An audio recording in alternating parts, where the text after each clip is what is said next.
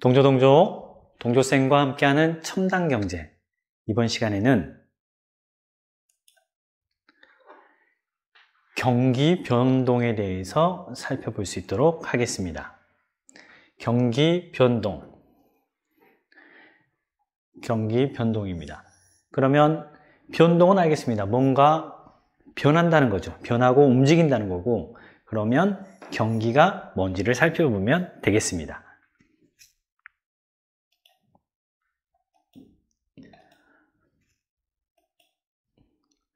자, 골디룩스라는 단어가 나오는데요. 이 골디룩스는 골디룩스와 곰 3마리라는 동화에서 유래했답니다. 골디룩스라는 소녀가 숲을 헤매고 있는데 곰 3마리가 사는 집에 들어갔답니다. 죽이 있었는데 매우 뜨거운 죽, 차가운 죽, 적당히 먹기 좋은 죽, 큰 침대, 매우 작은 침대, 적당히 자기 좋은 침대가 있었다고 합니다. 즉, 골디룩스는 크게 성장하면서도 물가가 안정된 상태를 이야기합니다. 경제의 성장률이 높으면서도 낮은 실업률과 낮은 물가 수준을 나타내는 미국 경제를 가르치는 용어입니다. 골디룩스라고 하는데요. 가장 안정적이고 이상적인 경제 상태를 이야기합니다. 그리고 높은 성장과 물가 안정이 유지되는 상태를 이야기하는데, 자, 경제는 2마리 토끼를 잡는다고 했습니다. 바로 실업률과 물가입니다. 즉, 경제를 성장시키면서 실업률과 물가를 잡을 수 있는 것이 바로 경제입니다. 자, 구체적으로 살펴보겠습니다. 먼저 총수요와 총공급에 대해서 살펴보겠습니다. 우리가 중간고사 시험 범위 때 수요와 공급 배웠죠. 그 미시경제 부분에 개별 상품의 수요와 공급이 전부 모였다라고 보면 되겠습니다. 자, 총수요란 한 나라 내 일정 기간 모든 경제 주체들이 구매하고자 하는 서비스와 재화 서비스의 시장 가치를 모두 합한 것, 즉 개인 수요 총합이라고 하면 되겠죠. 개인 수요의 총합을 총수요라고 합니다. 총수요는 가계의 소비 지출, 자, 기업의 투자 지출, 그리고 정부 지출의 수출 빼기 수입을 한 순수출을 더한 것을 총수요라고 합니다. 다시, 총수요는 가계의 소비 지출, 기업의 투자 지출, 정부 지출, 순수출입니다.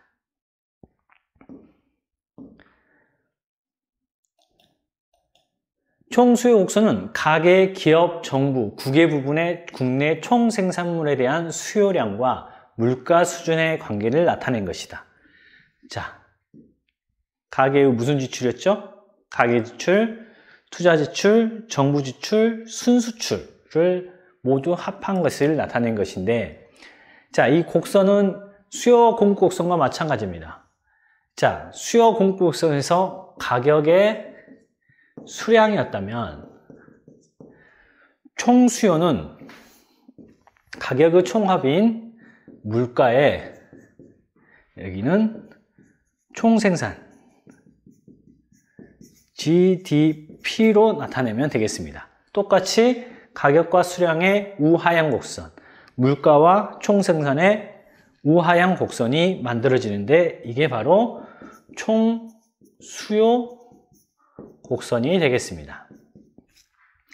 자, 이 총 곡선에서도, 자, 수요와 공급선에서도 가격에 따라 수요량이 변했었죠. 마찬가지로 총 곡선상의 이동이 나타납니다.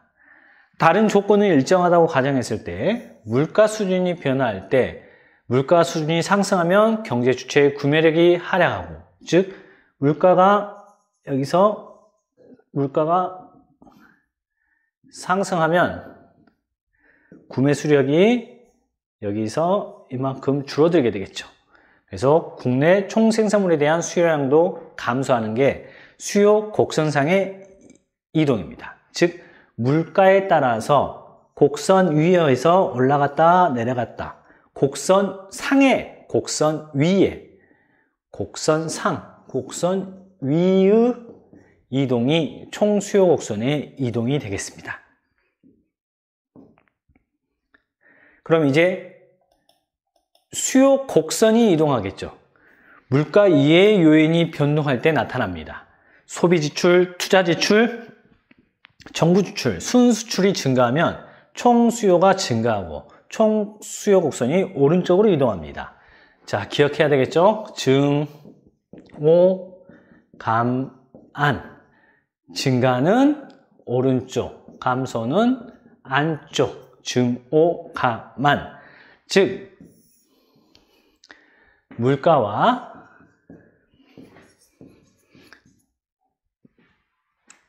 있을 때 우하향하는 곡선이었죠. 이게 총수요 곡선인데 소비 지출, 투자 지출, 정부 지출, 순수출이 증가하면 증, 오, 감, 안.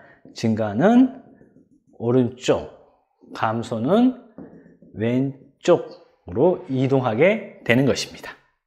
총 수요 곡선의 곡선의 이동입니다. 이 앞에는 곡선 위에서의 이동. 곡선 위에서의 이동은 뭔가가 변할 때, 물가가 변할 때 곡선 위에서의 이동이고, 물가 이외의 요인들이 변동할 때 나타나는 것이 바로 곡선의 이동이 되겠습니다. 총공급과 총공급곡선 똑같습니다. 한 나라 안에서 일정 기간 생산자들이 판매하고자 하는 재화와 서비스의 시장가치 총합을 총공급곡선이라고 합니다. 자, 가격과 공급법칙 할 때, 가격과 공급량이 있을 때 비싼 가격에 더 많이 팔려가는 우상향의 곡선이 바로 공급곡선이었죠.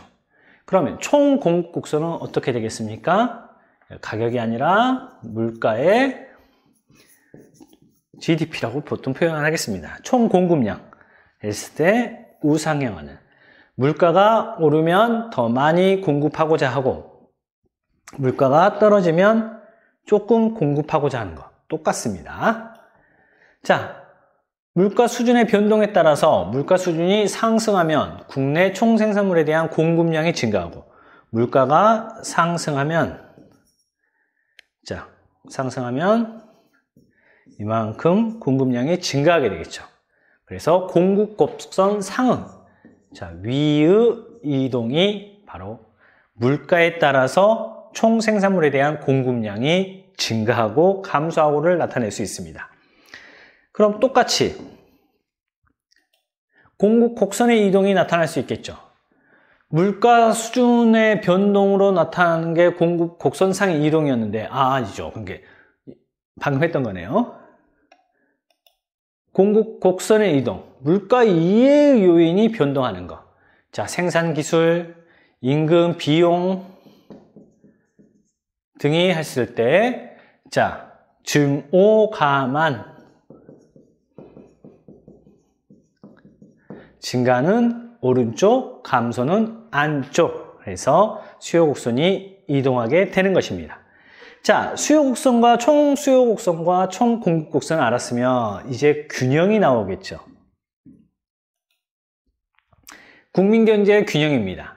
국민경제의 총수요와 총공급이 일치하는 지점에서 균형이 형성됩니다. 이때 물가를 균형 물가라고 하고요. 국내 총생산을 균형 국민소득이라고 합니다. 자, 교과서 뒤쪽 좀 하면, 삼면 등가의 법칙. GDP 단원에 가면 있습니다. 삼면 등가의 법칙이라는 게 있는데, 뭐냐? 총생산이 뭔가 생산을 했다. 그러면 그것이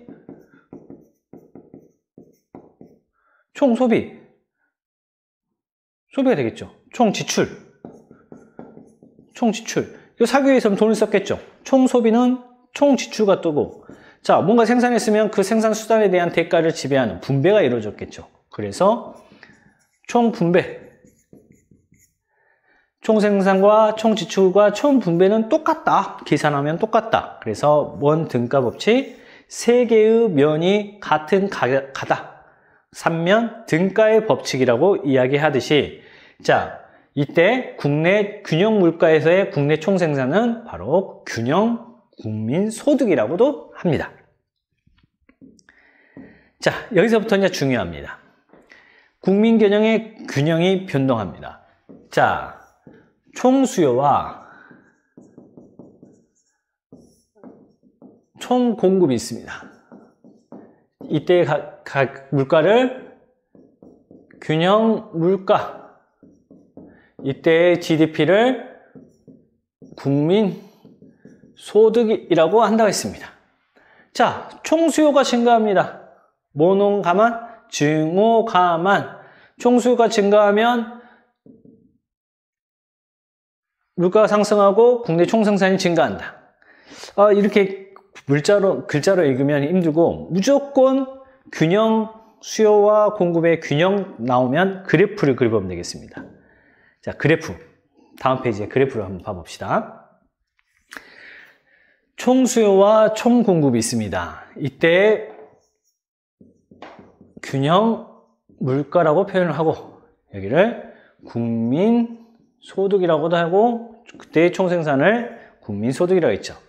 균형점 2에서 증오가만 수요가 증가하게 되죠. 총수요가. 그러면 새로운 균형점으로 가면서 물가는 어떻게 되고 상승하게 되고 국내 총생산도 증가하게 된다. 즉 총생산이 증가했다는 것은 생산이 많이 됐겠죠. 그러면서 물가도 오르게 된다. 총수요가 증가하면 물가는 뭔승하고 상승하고. 애우지 말고 그래프 한번 그려보세요. 물가가 상승하고 국내 총생산은 뭔가 한다? 증가하게 되는 겁니다. 자, 교과서 120쪽에 그림 같이 그려가면서 할게요. 자, 총수요가 감소했답니다. 총수요가 감소, 증오 안쪽으로 총수요 곡선이 이동을 해야 되겠죠. 그러면 새로운 균형점 2-. 이 다시는 물가가 하락하죠. 그 다음 국내 국민소득도 이만큼 감소하게 됩니다. 즉 총수요가 감소하면 물가는 하락하고 국내 총생산은 뭔소하게 된다? 감소하게 됩니다. 무조건 그래프를 그려보세요. 자, 이제 공급의 변화 살펴볼까요? 자, 공급이 증가했답니다. 공급이 증가했다. 총 공급 곡선이 증오가만. 증가는 오른쪽 증가하게 됩니다.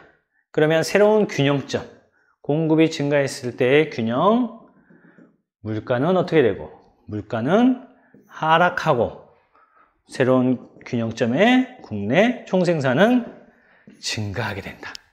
이거 외우려면 어렵습니다. 하지만 그래프만 그려보면 간단하게 찾아볼 수 있습니다. 무조건 그래프를 그려보시기 바랍니다. 마지막 공급 감소입니다.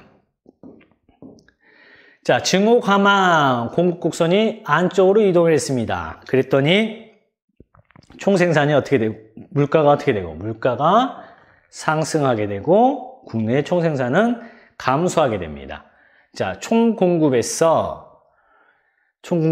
감소하면 물가는 증가하고 국내 총생산은 감소하죠. 자, 지난 시간에 우리 물가 배우면서 물가가 지속적으로 상승한 것을 몬플레이션, 인플레이션이라고 했죠. 그런데 인플레이션과 함께 경기 침체가 함께 합쳐지면 몬태그플레이션,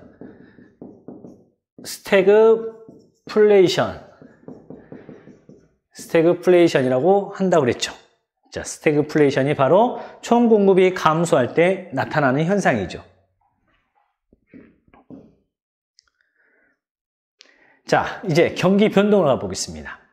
경기 변동이란 총수요, 총급의 변동에 따라 경기가 경제 상태라고 이야기합시다. 경제 상태.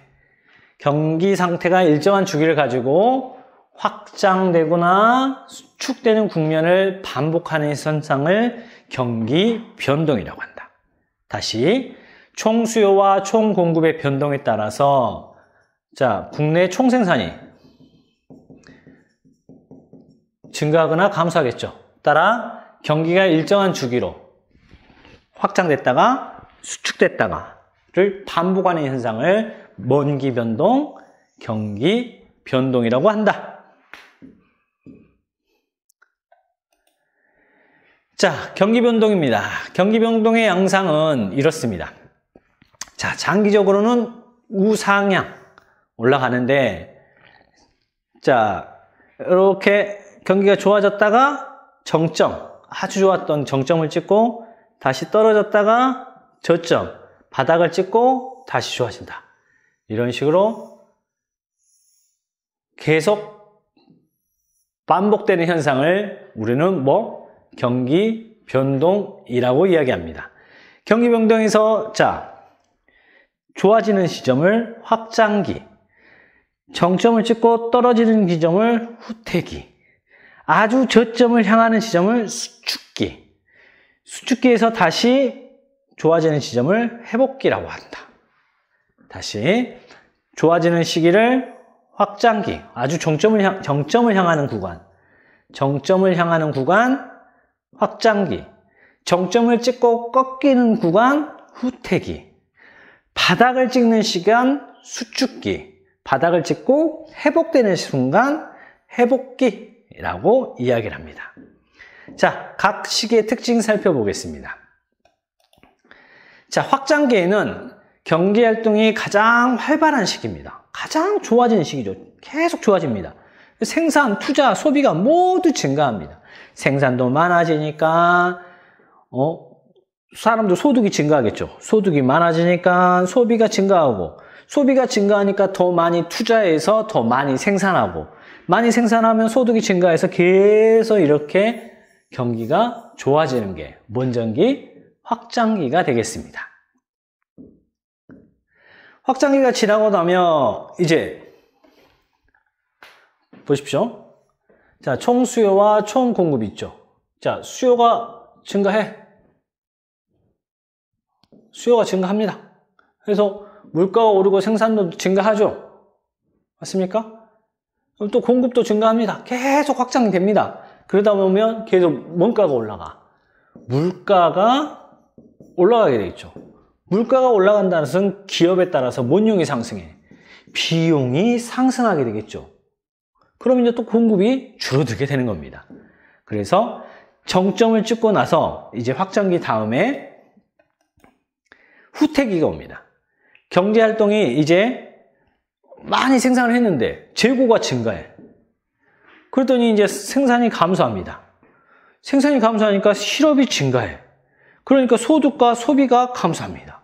그럼 또 재고가 증가하고 생산이 감소하고 실업과 소득이 감소하고 또 소비가 줄어요. 악순환이 점점 후퇴하기 시작하는 게 바로 정점을 찍고 후퇴기의 특징이다. 그러다가 이제 수축기에 가면 경제활동이 가장 침체되는 시기입니다. 재고가 급증하고 생산과 투자가 위축되고 소득과 소비가 감소하고 물가 상승률도 떨어지게 됩니다. 여기 물가 상승률 하락, 물가까지 떨어지게 되는 거죠. 수축기를 이제 생각하면, 자, 재고가 급증하고 생산과 투자가 위축되고 소득이 감소하고 물가가 떨어지니까 이제 비용이 감소하게 되겠죠. 바닥을 찍고 나면 이제 다시 올라가는 시기가 되게 됩니다. 그래서 수축기 다음에 회복기. 자, 바닥을 찍고 나면 다시 재고가 감소하고 생산과 투자가 조금씩 늘어나고 고용과 증가하고 소비가 증가하고 물가가 조금씩 상승하게 되면서 다시 확장기로 연결되게 되는 것입니다. 확장기, 정점, 후퇴기, 수축기, 저점, 회복기. 이런 사이클로 경제는 계속 순환한다. 그것을 우리는 먼기 변동, 경기 변동이라고 한다. 자, 문제로 확인해 보겠습니다. 자, 일정 기간 동안 한 나라에 공급되는 재화와 서비스에 대한 경제지출의 수요를 모두 더한 것을 우리는 뭔 수요? 총수요라 했죠. 자, OX입니다. 총수요 증가 요인에는 가계의 소비 지출 증가, 기업의 투자 증가, 지출 확대, 순수출 증가 등이 있죠. 왜? 총수요는 소비 지출, 투자 지출, 정부 지출, 순수출을 더해서 계산하기 때문에 이것들이 증가하면 총수요는 증가하게 됩니다. 총수요가 증가하면 총수요 곡선은 왼쪽이 아니죠. 오른쪽으로 이동하고 총수요가 감소하면 왼쪽으로 이동하죠. 증오감안. 생산 비용이 줄면 총 공급이 감소하고, 아니죠. 비용이 줄면 총 공급은 증가하게 되겠죠. 공급이 증가하면 증가는 왼쪽이 아니라 오른쪽이 되겠습니다. 자, 총수요와 총공급의 변동에 따라 경기가 일정한 주기를 가지고 확장과 수축 국면을 반복하는 현상을 먼기 변동, 경기 변동이라고 했습니다. 총수요와 총공급의 개념을 이해하시고요. 그래프, 균형에 따라서 어떻게 변하냐. 수요와 공급 똑같습니다. 그래서 주요 경기 변동이나 이런 단어들만 기억하시고요. 자, 확장됐다가 쇠퇴했다가 수축했다가 회복한다. 자, 그럼 그런 시기마다 정부는 가만히 있어야 될까요? 자, 다음 시간에는 이렇게 경기가 변동하고 있을 때 정부는 어떤 안정화 정책들을 사용할 수 있는지 살펴볼 수 있도록 하겠습니다. 꼼꼼히 교과서 정리하시고 다 하시면 동조동조 불러주세요. 수고하셨습니다.